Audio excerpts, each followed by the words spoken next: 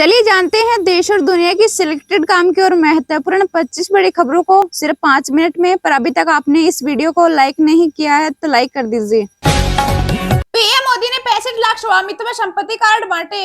UN ने गरीबी हटाने के लिए प्रॉपर्टी राइट्स की बात कही थी। हमने 2.25 करोड़ दस्तावेज सौंपे। केजरीवाल के खिलाफ राहुल गांधी का रोड शो, प्रियंका गांधी को भी उतारने की तैयारी, कांग्रेस ने बनाया खास plan. Kolkata rape murder case में संजय रॉय दोषी करार, सजा का ऐलान कल। संजय रॉय बोला, मुझे फंसाया गया, इसमें आईपीएस शामिल। चैंपियंस ट्रॉफी के लिए टीम इंडिया का ऐलान, शम्मी की वापसी। बुमराह खेलेंगे वे 4 ऑलराउंडर। वहीं रोहित बोले, ऐसे ऑप्शन हमारी टीम के लिए अच्छे। महाकुंभ में 22 जनवरी को योगी कैबिनेट की मीटिंग। वहीं राजनाथ सिंह ने संगम में डुबकी लगाई। दिल्ली में किराएदारों को मिलेगी फ्री बिजली एवं पानी, केजरीवाल ने की एक और बड़ी घोषणा। 7 राज्यों में घना कोहरा, यूपी में 46 ट्रेनें लेट। राजस्थान में तापमान 1 डिग्री। वहीं हिमाचल में बर्फबारी से 2 नेशनल हाईवे एवं अटल टनल बंद। पटना में राहुल गांधी बोले, बिहार की जाति जनगणना फर्जी। बिहार पेपर लीक का सेंटर बन गया, कहा आरएसएस चीफ भागवत संविधान को नकार रहे। आपका आरोप, केजरीवाल की गाड़ी पर पत्थर से हमला, काले झंडे लिए लोग गाड़ी के पास पहुंचे। वहीं बीजेपी बोली, पूर्व सीएम ने कार्यकर्ताओं पर गाड़ी चढ़ाई। देश में आलू, टमाटर और प्याज की कीमतें एक माह में 31% तक घटी। वहीं आरबीआई रेपो दर घटाने पर भी कर सकता है विचार।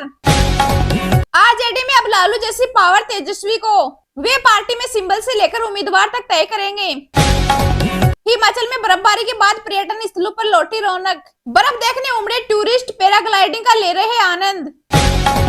नाइजीरिया को मिला ब्रिक्स पार्टनर देश का दर्जा, ब्राजील ने किया ऐलान। वहीं अब तक 9 देश बन चुके हैं ऑफिशियल ब्रिक्स पार्टनर। आपका बड़ा आरोप, प्रवेश वर्मा ने कराया केजरीवाल पर हमला, प्रचार के दौरान फेंकी गई ईंट। एक साथ चुनाव कराना संघीय ढांचे के खिलाफ नहीं, एक देश एक चुनाव पर कानून मंत्री की विपक्ष को 2 टूक। 2025 में भारत की ग्रोथ रेट सबसे ज्यादा 6.5% रहेगी। आईएमएफ का पाकिस्तान के लिए 3% का अनुमान। वहीं दुनिया के विकास दर 3.3% रहेगी।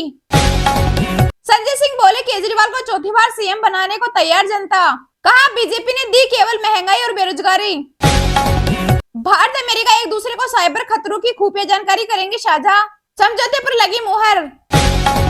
हमारी कोशिश दोस्ती बढ़ाने और समस्याओं को कम करने की है, विदेश मंत्री जयशंकर का बयान। दिल्ली पुलिस ने आप नेताओं को जेल जाने की डॉक्यूमेंट्री की स्क्रीनिंग रोकी। रुपए में कमजोरी से देश के आयात बिल में होगी वृद्धि, जीडीपी पर भी बढ़ेगा दबाव। वहीं सोना आयात महंगा होने का दावा। पीएम मोदी ने 65 लाख स्वामित्व में संपत्ति कार्ड बांटे। यूएन ने गरीबी हटाने के लिए प्रॉपर्टी राइट्स की बात कही थी। हमने 2.25 करोड़ दस्तावेज सौंपे।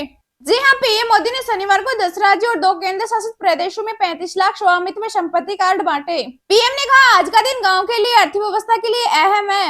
5 साल पहले ये योजना शुरू की गई थी ताकि गांव में रहने वालों को उनके घर का कानूनी प्रमाण दिया जा सके।